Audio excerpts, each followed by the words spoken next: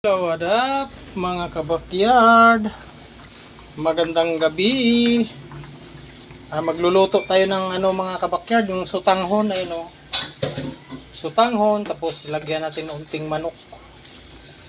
Ang simpleng luto mga kabakyard sa ating pamilya, pang hapunan.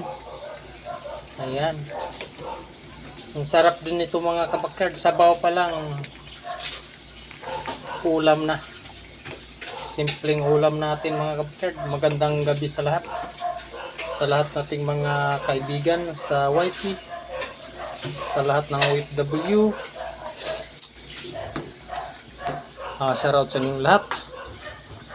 Lagyan natin ng asin kaya medyo walang asin pa. Ayan. Tapos yan. Simpleng luto lang mga kabakyard pero sapat na sa bawat pamilya, sa pamilya namin yan. Okay na to. Takpan muna natin mga kabakyard para kumulo siya ng maigi, para maluto siya. Ayan mga kabakyard, buksan na natin ang ating masarap na ulam sa gabi na to.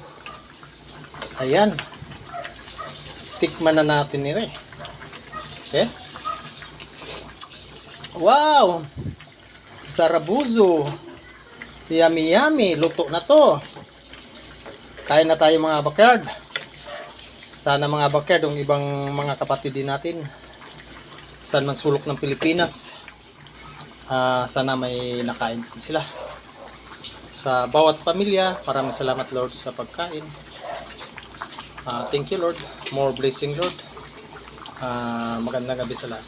What up?